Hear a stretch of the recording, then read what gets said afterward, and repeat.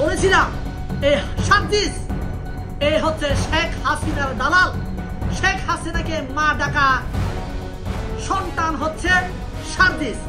এই সার্জিসকে যদি আমরা প্রতিহত করতে না পারি, গতকাল সার্জিস তো শেখ হাসিনার ইশারায় চলছে, তাহলে কি সার্জিস আমাকে হামলা করবে? সার্জিস কি কোন প্রশাসন দিয়ে আমাকে হামলা করাবে, নাকি এইরকম যারা প্রতিবাদ করে বেড়াচ্ছে তাদেরকে হামলা করাবে, গুম করাবে? দেখুন, ফারুক ভাই আমাদের সহকর্মী ছিলেন। আমরা দীর্ঘদিন ধরে একসাথে ফারুক ভাইয়ের সাথে রাজনীতি করেছি, রাজপথে ছিলাম। কিন্তু এ ধরনের সত্য ও ন্যায় পক্ষে কথা বলতে গিয়ে হেনস্থার শিকার আমরা কখনো হইনি।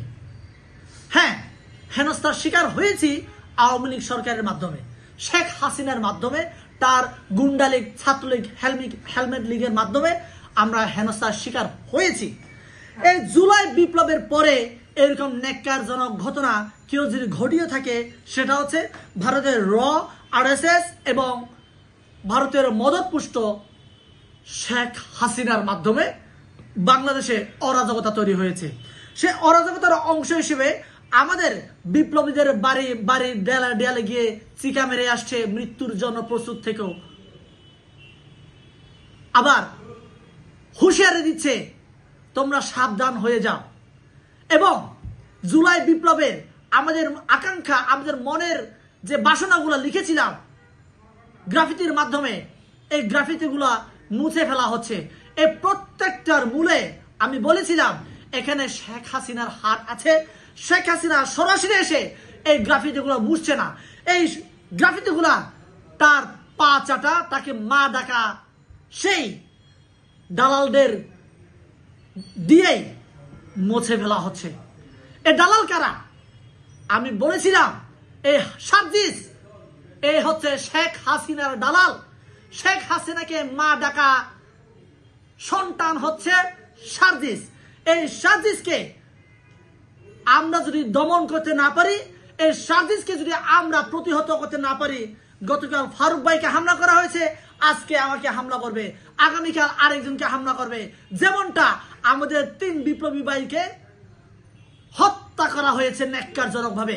এই বিচার কি সার্জিস চেয়েছে? এই বিচার কি সমন্বয়করা চেয়েছে? কোন সমন্বয়ক এই বিচারের দাবি চেয়ে রাজপথে আন্দোলন, মিছিল, মিটিং করে নাই। কিন্তু যারা ওই মিছিল মিটিংয়ে যারা আহত হয়েছে, যারা হত্যাকাণ্ডের শিকার হয়েছে, তাদের পক্ষে যারা কথা বলছে, তাদের কণ্ঠরোধ করার জন্য, জায়গায় জায়গায় হামলা করার জন্য ওরা লোকবল নিয়োগ দিয়ে রেখেছে। আমি আবারও বলছি, এইরকম যারা প্রতিবাদ করছে তাদেরকে তাদের কণ্ঠরোধ করার জন্য জায়গায় জায়গায় লোক নিয়োগ রেখেছে, যাতে করে ওরা গুপ্ত হামলা করতে পারে। গতকাল ফারুক ভাইয়ের উপর যে হামলাটা হয়েছে, এটা আমি মনে করি এরকম একটা হামলার একটা অংশ। তাহলে আমার কাছে আরেকটা ইনফরমেশন আছে, সেটা হচ্ছে এই গতকাল যে প্রোগ্রামটা হয়েছে, ফারুক ভাই যে প্রোগ্রামটা গিয়েছে, এই প্রোগ্রামের আয়োজকদেরকে আয়োজন না করার জন্য সার্জিস ফোনে হুমকি দিয়েছিলেন। আমার কাছে অথেন্টিক খবর আছে, যদি চ্যালেঞ্জ করতে চায় আমি ওই খবর আপনাদের সামনে আনবো। তবে আমি নিজের জীবন নিয়ে শঙ্কিত। সার্জিস তো শেখ হাসিনার ইশারায় চলছে, তাহলে কি সার্জিস আমাকে হামলা করবে? সার্জিস কি কোন প্রশাসন দিয়ে আমাকে হামলা করাবে, নাকি এইরকম যারা প্রতিবাদ করে বেড়াচ্ছে তাদেরকে হামলা করাবে, গুম করাবে? এটা আমার